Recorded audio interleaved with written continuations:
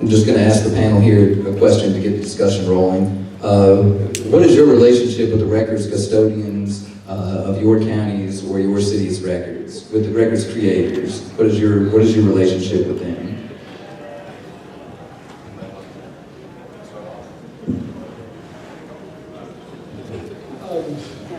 My name is Todd Carpenter. I'm the CIO for the City of Gastonia.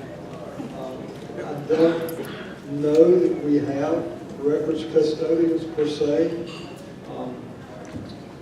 Where we stand, we've had multiple meetings. We've involved IT, legal, and our managers regarding record retention. We understand, I think, IT's role, and we understand the city's role. We struggle with how to get to where we need to be. So, you know, we haven't created a records custodians per se that we're dealing directly with. We would like to, and again, like I said, we're struggling with how to get there. So, We want to just pass the mic down. I neglected to let these gentlemen introduce themselves. Give their answers and then introduce themselves as we go down the line. We can go ahead and do that. I'm Steve Bennett, the IT director for Burke County, and I think with us at Burke County is we're very new in starting down this process. You know, we've had a lot of senior leadership turnover, and so we're taking a fresh look at all those policies and everything. We're very similar to what Todd's doing. The relationship is, at this point, most of our custodians are the users at this point. So with us, it's informing. We've taken the role of making sure that the users know what their role is, which is sometimes really difficult because, like I said, we're starting down the process. Sometimes we don't even know the right questions to ask, and so our role is really kind of spearheading, or guiding them along. Letting them, look at their stuff, reminding them, like, hey, you have a schedule. Oh, we do? Where's it at? I don't know. But you have one. And so, a lot of times we found that it's starting that conversation and just, literally like holding their hand through the entire process. Hey, I'm Chris McMillan from the City of Fayetteville.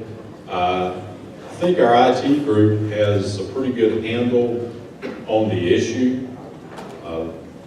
Just as you mentioned, not sure that there are a lot of folks out in the end user community that understand their responsibility. The biggest issue for us, we've had a lot of discussions around this issue in IT. Right now, we just archive pretty much everything that's electronic, just by default, because of the absence of a process in the end user community. So my opinion is this is a discussion that IT can help facilitate. Certainly we'll be involved because we're going to provide the technical resources to help obtain these records, but really the owner of this process has got to be somebody at the top of the organization like a city clerk or a county clerk. They're certainly familiar with the record retention schedule, but because they failed to push the issue in the organization, in my opinion, do what they should really do in regards to record retention, IT by default becomes the owner of this process. And that's not where we need to be. We shouldn't be the owner of this process. So that's kind of where we're at right now. I'm Brad Hennett from the City of Goldsboro. The biggest thing for us is, as some of them have said, is letting people know what their schedule is. When I first got in, I remember hearing, hey, you got a schedule, and I was like, oh, I didn't know that. And so I had to learn, of course, my own schedule and what things in IT and what we have to keep.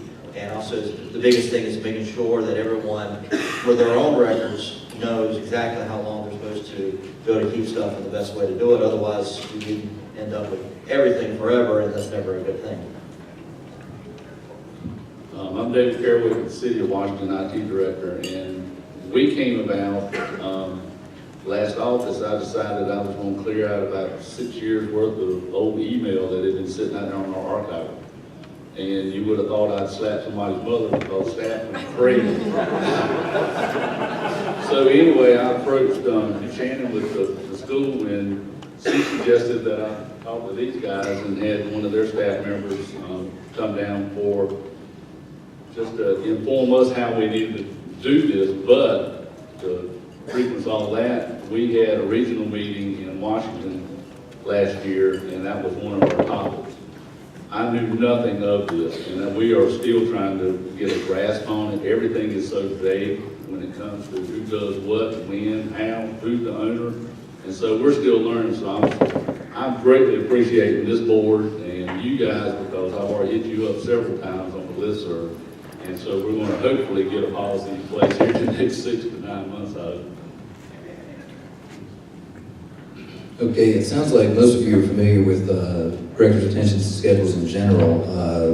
Are you familiar with your own office's retention schedule, say IT's section of your retention schedule? If so, how familiar are you with it?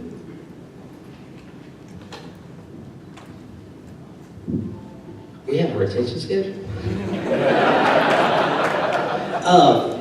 Yeah, the first time I saw our retention schedule was my third day on the job. And it was, you know, our clerk was passing it around because it needed to be updated. And I'm looking at it, and I'm seeing like all these blanks. And I see some hard-coded stuff that was already put in there. And I asked her, I said, what are these blanks? She goes, oh, those are what you get to put in, what you feel like your retention schedule is.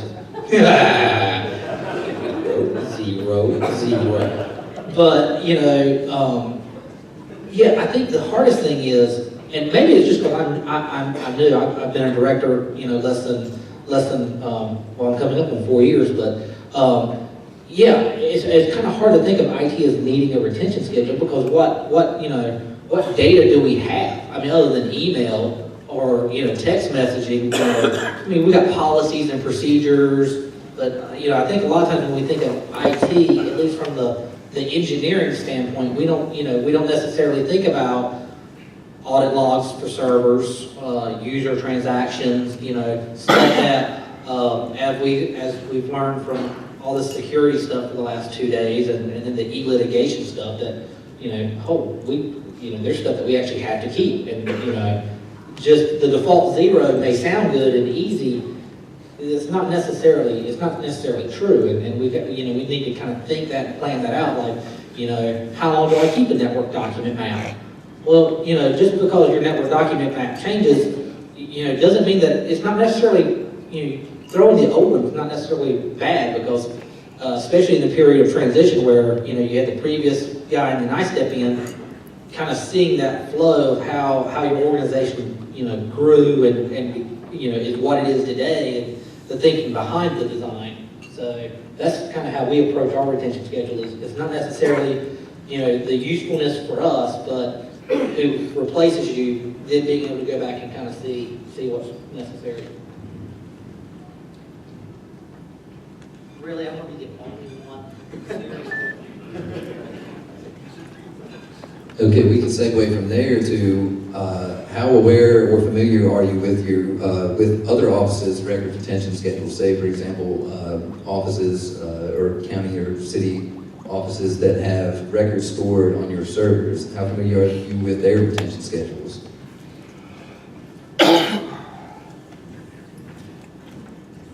Like I said, I am so totally new to this process. It's a very wide-eyed opening situation for us. We have no policy. We have no schedule. Everybody's pointing fingers at everybody else. Even talking to, you know, you on the listserv, everybody's got some kind of a different idea and a different opinion. So everybody looked at the clerk as being, and she's going, not me, I don't hold that stuff. You got it downstairs in the server room. Not me, I don't take care of that stuff. I can't look at y'all stuff. So I'm hoping to get a process out of this. So I'm looking for all of you guys for answers. Okay, so you said, you know, you said that, and I'm immediately reminded of the incident that I had this year. So we implemented video probable cause, video first appearance with our magistrates, and One of the things that we had to do is set up security cameras, IP cameras, and in the room. And so you think about it, it's like, all right, I just need a, whatever, local DVR server, just something small to grab whatever, and we keep it for, I don't know, a week sounds good. Oh, we'll make it 30 days. We've got plenty of room on the server. Lo and behold, and I did not know this, our sheriff's department actually has a schedule for security camera feeds. I would have never thought that. Why do you need a schedule or a record for retention? Because it's just, you're just making sure that somebody's not slipping and falling or whatever. But no, we had somebody request 60, 90, days after the event, something that happened back there, and I'm like, I don't have it. We only keep 30 days. Well, you've got to have it. Watch your retention schedule on it. So we had to go and look at the sheriff's department for retention schedule, and lo and behold, thank God, we had a 30-day retention schedule. So, what I thought was natural, like, I don't see the need of keeping it more than 30 days. Well, we actually, we actually met it. But going forward, like with any new thing that we do, any new system that we implement, that's one of the first steps along the process in the planning and then in the design is, what is your retention schedule? And how it's going to meet. And I think it's really going to play a role into stuff going forward with like e-discovery and all that jazz is when you're designing your system solutions, keeping record retention in your mind. We were talking about body camera stuff yesterday, and just what you were researching, the data that you were going to have to keep and maintain was just crazy enormous, and the days of just being able to pull something off the shelf, and now you're starting to have to think 2, 3, 5 years infinite out. It's just kind of scary, at least for me it is. I put in a plug for these guys at the archives. The retention schedule that's been developed at the state level is on their website. So that's a good place to start. If you're not familiar with any of this, just visit their website, you can check it out. I'll also say that they were real good about going out different parts of the state and putting on seminars. It's well worth your time. If you're not familiar with this, go to one of their seminars. It's an afternoon of your time. Also, in some conversation with folks in your office, they seem to be pretty amenable to coming out if you need more detail, particularly as it pertains to electronic records, of coming out to your location and working with you if you need to do that. So there are a lot of resources available from these folks if you don't know where to start or you're not really familiar with this. I would stress again, though, you were saying your clerk was kind of backing off and saying, oh, and I get that, but I think we collectively as an IT organization need to push back on the organization a little bit and say, okay, yeah, we have the software and the hardware that you need to perform this function.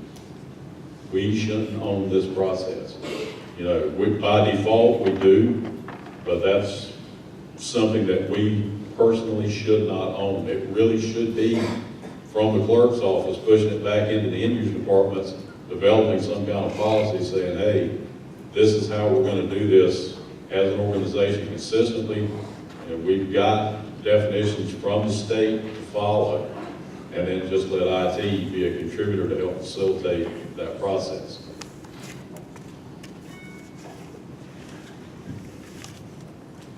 Do any of your offices have electronic records policies in place right now? And if you don't, what types of steps are taken between IT and the records creators to ensure effective communication regarding the retention of the office's records, regardless of whether or not they communicate that they have an actual retention schedule with you? What's the level of communication regarding the retention of the office's records between IT and the creators of the records?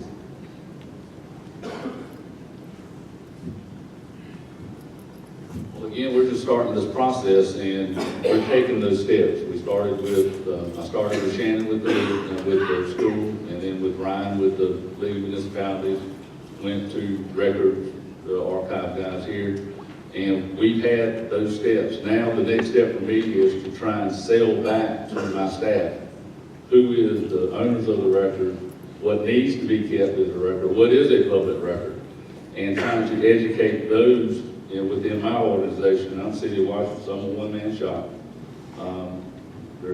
There's a lot of staff, but, email to them is just a correspondence to say, Merry Christmas, how you doing, how's the family? Oh, by the way, I need this, this, this.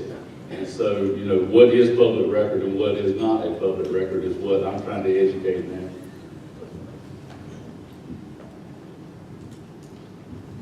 We ran into that exact same issue. We started implementing new user training and security awareness training for all new employees, because we were really running into those issues with the hey, yeah, I've got this fax.zip file that let me open that up and see what that is, because I might be expecting a fax in my email. And so as part of that, that's one of the things that came out was, email is public record, and we were finding people just mass deleting. All right, I'm done with this email, hit delete. We all have those users, especially the ones on their cell phones, where, they've got the POP service on their cell phone, and so, oh, let me not, or the IMAP, let me not delete it off the cell phone until I delete it off here, and it was just a mess. And, end user training is a lot of it, in making sure that, your users are aware that, email is public record, text message is public record. We've got a ton of users that are not aware that, text message is text message on a personal cell phone is public record. And just the fiasco that we're having to deal with that now, and what's our organization's policy going to be concerning maintaining text messaging, because we all know that there's 900 different ways to get a text message off the cell phone, and none of them are easy, and none of them are fun, and none of the users are going to like it or do it, especially with their personal cell phone, which is becoming a real big thing now. And so for us, it's just you alluded to having that hey, we can't do it all. And that's true, and that's true. And the response that we've come up with, but we want to be involved because we want to help you pick the best solution. Because in the end, whatever solution they pick or in their policies, we're going to be at the forefront, because it's just the way it is. If it has a core IT manager, that's just the philosophy that's been handed down, from our forefathers in IT. And so we have to be an active participant in that conversation of guiding them, in best practice, taking security in best taking, God, I really hated that e-litigation class yesterday. It really did make me start thinking of all these other issues and how e-litigation or e-discovery plays in with records retention now. And so, it's just a fact of the nature that we have to be that participant in that conversation. And we have to be there as the, telling them and guiding them and helping them. To back up just a little bit, at the City of Gastonia, we do have our records retention schedules. We spent a lot of time developing them. We're familiar with them from a certain level in the organization up. They haven't been pushed down to our regular users, our regular employees, and even though they're out there on the intranet and they're available, I would venture to say 90% of our employees aren't even aware of it. So that's our part. We do also house a lot of information for other agencies on our servers. Even though I work for the city, we maintain and support all public safety for the whole county, so we have everybody's public safety information, and we are also familiar with the records retention schedules along the lines of public safety. Again, we know where we need to be. We just don't know how to get there. We know that we need to be deleting this certain category of information after 3 years, but we don't know how to do it easily. We have meetings, we go into meetings hoping to come out of the meetings with a methodology or procedure, and we just all leave with a headache, and we're scratching our head, and there's more questions that have come up than we walked in there with. Maybe Mark can help a little bit there along those lines. So that's kind of where we are, what we struggle with. We feel like we can get to a point where we've got kind of everything cleaned out, and now we're going forward. The education of the users and the ongoing training and all would be the mechanism for keeping everything in line going forward.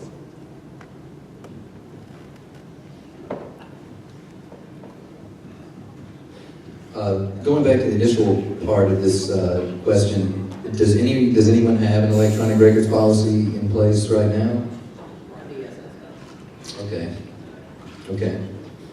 Does any of your respective offices have formal data storage policies? Who's responsible for approving these storage policies? And finally, if storage starts to become an issue, what steps are taken to ensure that the records being held on the servers are still being maintained in accordance with the record retention schedules?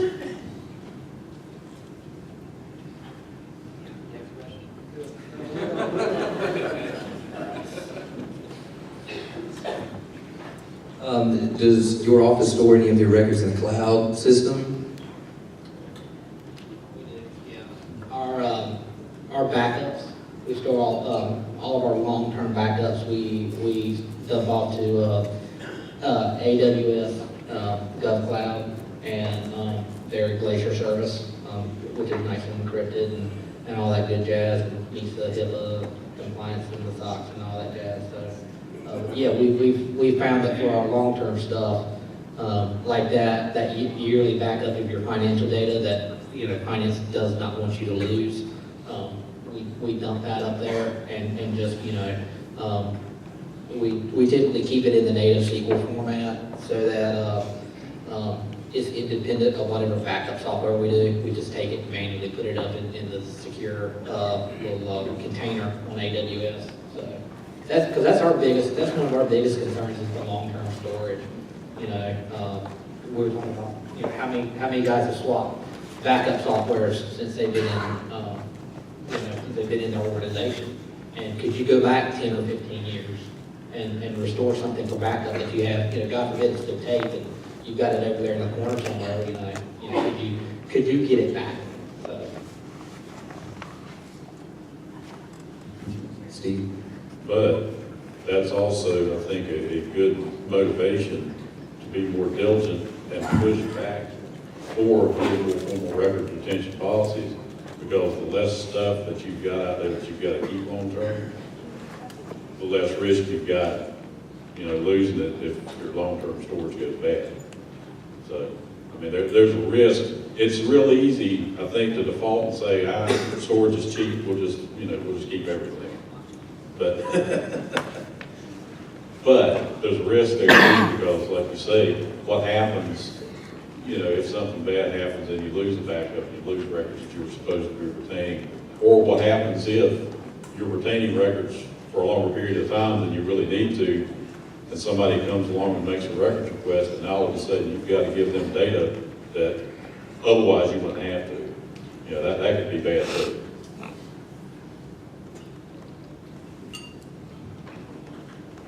Is there anybody here that is currently not employing the cloud but is considering doing so at some point in the future? You have an answer as to why or why not you wouldn't want to employ the cloud system, or? We did use the cloud for a couple of years, but we brought it all back in-house. It was just a little cost prohibitive for us. Great service, had absolutely no issues with them at all, but it was just more of a cost savings for us to bring it back in. Okay, maybe for the benefit of some of the people in the audience, what type of security systems, and this could be directed to you as well, David, since you worked with it in the past, what type of security systems do you have in place to ensure the safety of these records that are stored in the cloud? And this could be for anyone who has currently working with the cloud or has worked with it in the past, just for the people in the audience who may be currently using one. Well, I know for us, when we were selecting, when we were selecting a cloud vendor, we looked at Microsoft's Azure service, and we had looked at AWS, and we really liked AWS because our backup vendor, had a plugin that would directly dump to AWS, and so it made it really easy to dump those files that we needed to AWS. But we found that their security and their compliance and stuff, and in talking to them, the fact that it's encrypted all the way through the process, it was really nice. And that even as it moved from the short-term storage to the long-term, like from the S3 to the Glacier, that stuff was encrypted along the way, and their GovCloud service pay a little extra, but if it's good enough for the federal government, it theoretically should be good enough for us. But Now, I want to go back to the question that we had concerning the data storage policies. And I know we kind of laughed it off as what steps are taken to ensure that these records that are being held on the server are still maintained in accordance with the records retention schedules. And that gives me the feeling that there's not a lot of communication going on between those records, the creators of the records, and the IT departments. Is there any methods that anybody would like to put forward as to how that communication can improve so that both parties are aware of the retention, and what steps can be taken to ensure that if storage becomes an issue, those records are able to be preserved if they still need to be preserved?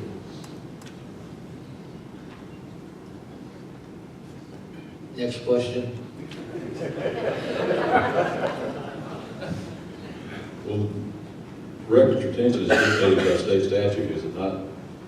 So, I mean, you would think, this is state statute, hey, it's something we gotta do. So, at some point, there's gotta be a conversation in the organization. If IT has to start the organization, or start the conversation, fine. But, at some point, you may just have to come out and say, hey, we are not in compliance with state statute. And, it's only gonna take one e-discovery to go bad to figure out, hey, we're not in compliance. And that's probably not when you wanna figure that out. I think in a lot of cases, to answer your question directly, I think, education of the users and getting them involved, but as it's been mentioned, the default is just back to IT. And if you're keeping everything, you have everything, and I guess in some ways you are in compliance. You're not maybe following your retention schedule to the letter, but you are keeping everything as long as management sees it that way. I think it's going to be hard to change the overall organizational view of record retention and responsibility.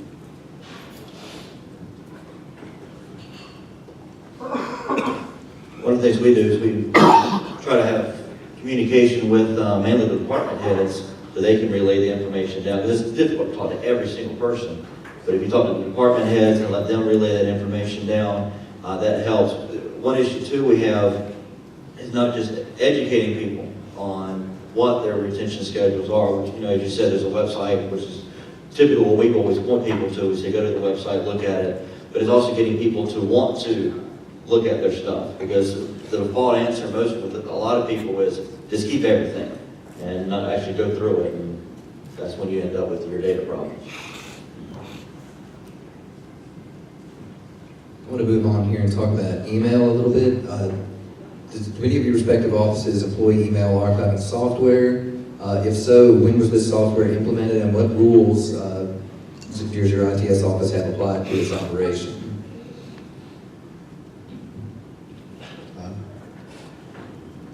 Yes, we have a Barracuda email archiving solution. We've had it since 2011. Before that, it was just everything was backed up to tape. We have a certain amount of databases restored and ready to go. I think we go back to 2008. But our appliance right now, the rules we have is anything coming in, anything going out, we archive. We archive it all.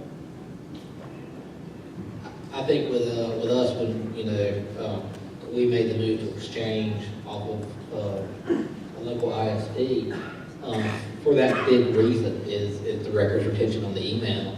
And we ended up, when we chose Exchange, we chose it for the archiving feature in 2010, where the archive was held on the server. Because our problem was, or my thought was, is okay, Barracuda is a great appliance. It's been around for a couple, for several years now. But the longevity of it and finding that format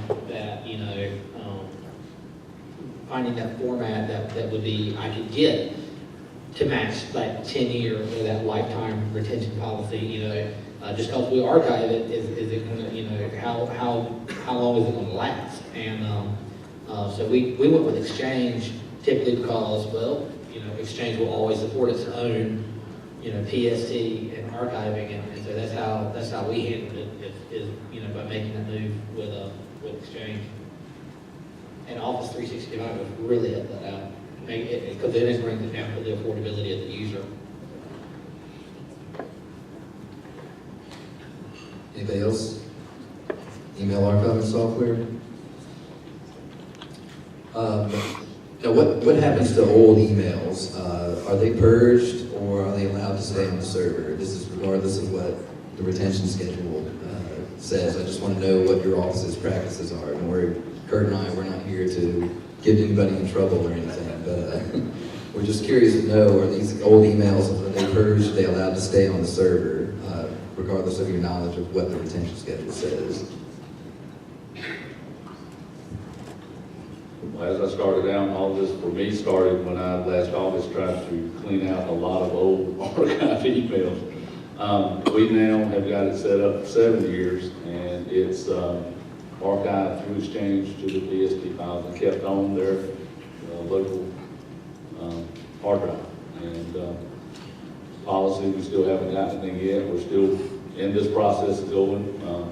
I do want to compliment this group, because for me, you started this conversation and getting it going for me. I saw there was an issue that I was not in compliance, and working diligently trying to get there, but the listserv and these conferences and the regional conferences are what got it going for me, and you were to be commended on my part for it. We got the archives too, and we also have the Barracuda. Our Barracuda itself will keep for 3 years. And then the archives, I think they go all the way back, further back than that, but the Barracuda's 3 after that. Again, the person themselves is the custodian of their own records, so we can't keep everything forever. So what we do is executives stay in the cloud or with 365. So they're archiving. We have a default policy on the mailbox of 10 years. So even if they dump it into their trash can, it holds it for, I think it's a year, is what we set for the trash can. So even if they inadvertently deleted something or whatever, it cycles through. And we, with the 365 stuff, I think it's like 50 gig or something insane for their mailbox sizes. So we haven't run into the issue with that with their Exchange. But when the employee leaves, what we do is we export the PST out of Exchange, or we export the mailbox into a PST, and then we keep it in a file share. Even their PSTs that we archive, we don't archive anything local to the PST. We run into issues with hard drive corruption and stuff like that, being forced to back up that PST. So.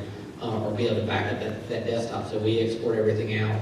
All the local archives that happen to a network share that they're mapped to, and that way we kind of, again, if the laptop gets stolen, all those records have been theoretically lost. And so we did that with network shares, and it works all right. Every once in a while you get the user that, hey, help me connect back to my archive. But that's, send the technician out. That's a 2-minute fix over VNC. So.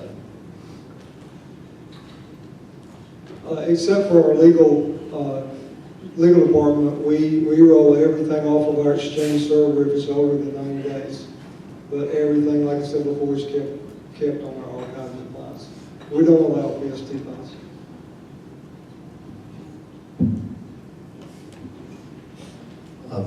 I'd hate to keep going back to this question, but maybe I can leave out the part that mentions record retention schedule, since that seems to be the part that scares everybody. So let me just ask this first part of the question again. Does your office have formal data storage policies, and who is responsible for approving data storage policies? No mention of retention schedules whatsoever in that question. Fire away. I will not accept pass as an answer. But seriously. He's not getting the hint, is he?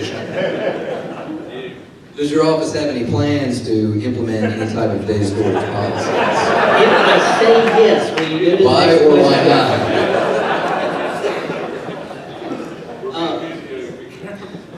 Well, I mean, so.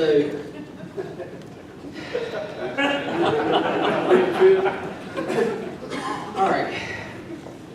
So and I think we can all agree, documents are not the problem. Not really. We've got, or at least in most cases, we back up network shares. We recover them if they lose stuff. Documents typically, at least for us in our organization and at my previous organization, it was never a problem in retaining documents. That was not it. The big discussion or question around records retention for us has always been email and now text messages. And so we don't have a storage policy because we've never needed one. It's not, the policy is we run out of storage, we buy more. We run out of email, well, we just, we throw another Exchange database in there. We've not, when it comes to email, fortunately, every once in a while we get the user, we put caps on how much file or, how big the attachment we send through email. So we don't have to, so we don't have to worry about the user who uses the Exchange as their network file share. That's kind of how we've addressed it. But no, for a data storage policy, up until 15 minutes ago when you asked the question, I didn't even realize that was one of the things I needed to ask or even think about. So, yeah, okay, so what's your recommendation on a data storage policy? And I will not accept no for an answer. Well, this is something that you can work into the electronic records policy that IT develops with the city and the county agencies that they retain records for. This is something you can work into that policy based on the volume and based on the retention periods for the records contained in those retention schedules. Wow, that did not sound like an answer. With our help, of course. To change course a little bit here.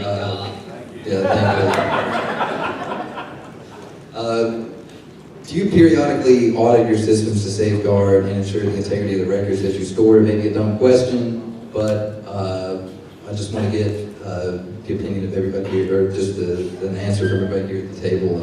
Do you periodically audit your systems to safeguard and ensure the integrity of the records that you store for these cities and these counties? If we say yes, can you go to the next question?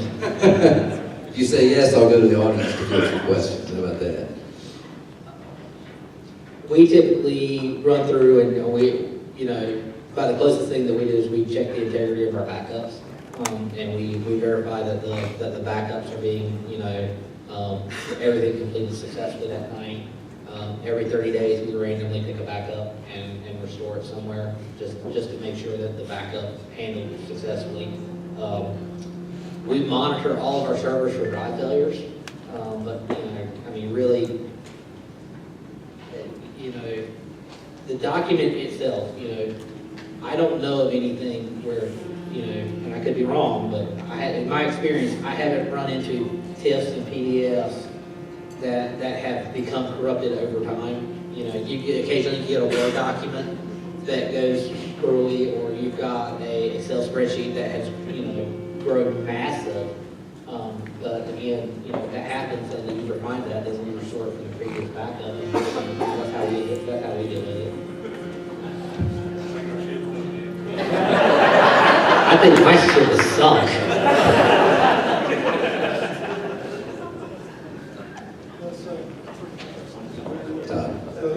Ensure that the backups are complete, validate them, make sure that our databases are correct, and check the integrity there, and that's about it.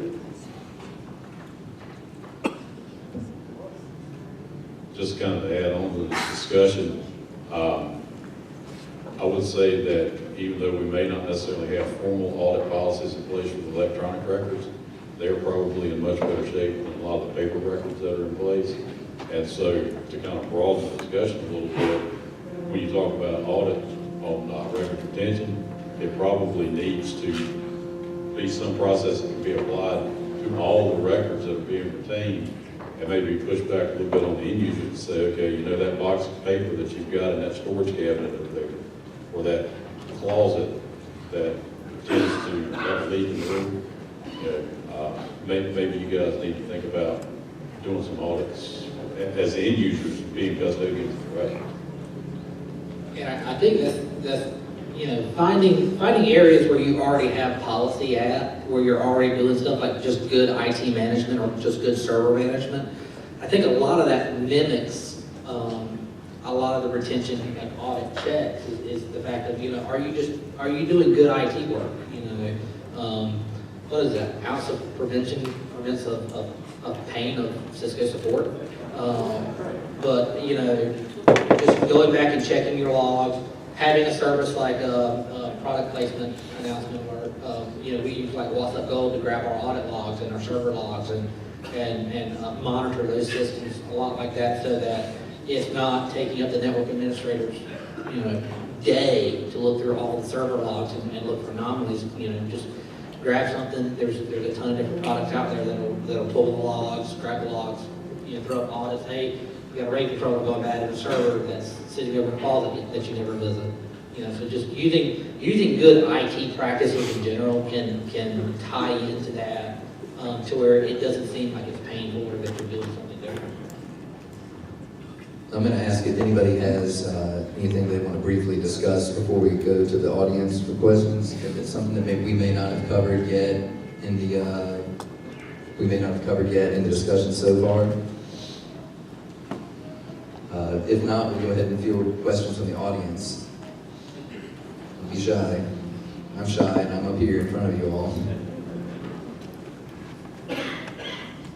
Thanks for coming.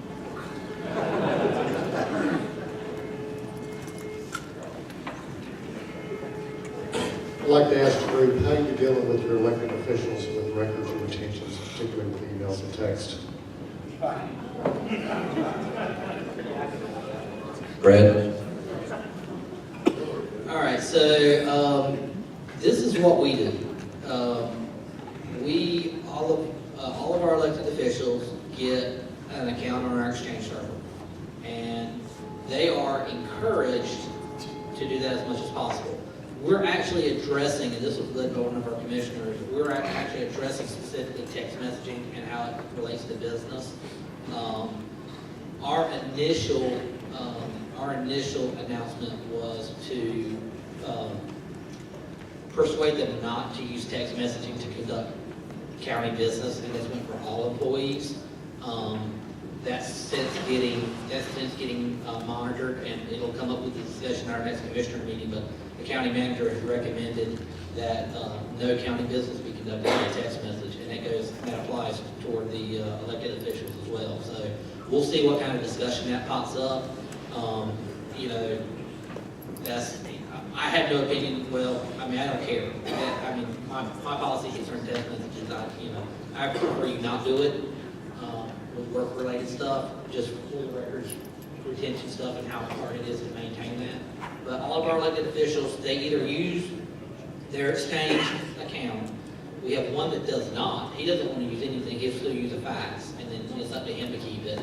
And then we have one that, because it would cost the county money, wants to use his own account that comes with his local ISP. And so we have, you know, reminded him of records for consistency and conducting business, and that he's liable for his own stuff because we've given him the option and he's refused it. So that's kind of how we deal with elected officials.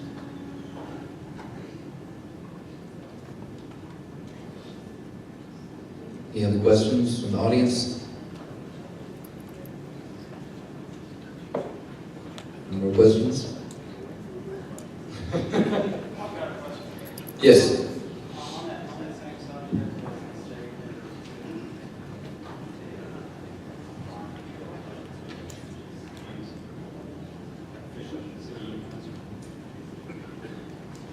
that elected officials use official email. But that's what we generally encourage, because otherwise they're going to have to pull that email from their private account or pull those text messages from their private phone and put them onto some state-held server in order to comply with a lot of the requirements that we have for retaining electronic records. So we just advise those elected officials not to use their public email account, or not their public email accounts, not use their private email accounts to conduct official business. That has generally been our rule of thumb. Not advised. Not advised.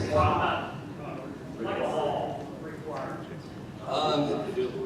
We don't have a law that specifically states that they can or cannot use their private account for official business, but Has the state, or will the state consider maybe? that's a good question. I do not actually know if they are considering that or not. They should. Well, in our opinions, they should, because we encourage them not to use their private accounts, and vice versa, not to use their work accounts for private matters.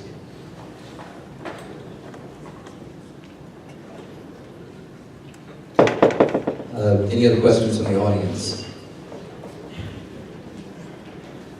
We still have about 8 minutes left, so I'm going to ask the panel if they had any closing statements they would like to make before we adjourn. I'll have the mic passed down the line, and if you'd like to make any closing statements, perhaps touch on an issue that we have, briefly touch on an issue that we haven't yet discussed, feel free to do so. No other issues. I think we can all agree that it's complicated. We're all trying to do the best we can. The state could help us, I think, if there were certain laws in place that mandated instead of advised, as these gentlemen recommended. So that would certainly be helpful from our standpoint. You know, if you haven't had the conversation already, it's not a matter, it's not a matter of if, but when. So don't be afraid of the conversation. Just, go in, like these guys said, and just start asking the questions and facilitating it.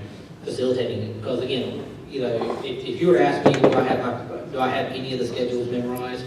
No, the only one that I can pull off the top of my head is the security camera, because that just, that kind of caught me off guard, and so it's always been there. But just go into it with an open mind, have the conversations, be honest about it, start pulling yours, look at yours at first, and then start meeting with other department heads and having have that conversation.